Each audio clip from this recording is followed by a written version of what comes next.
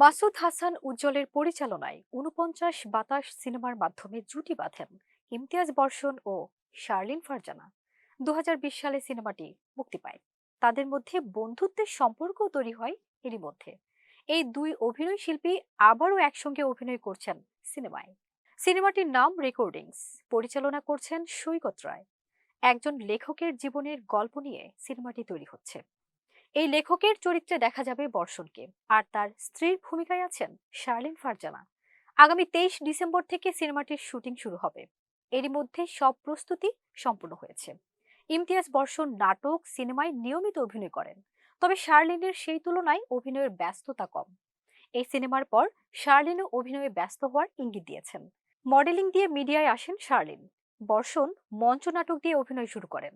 এরপর পরিচালক হিসেবে অভিজ্ঞতা অর্জন করেছেন অভিনয়ের জনপ্রিয়তা পাওয়ার আগেই।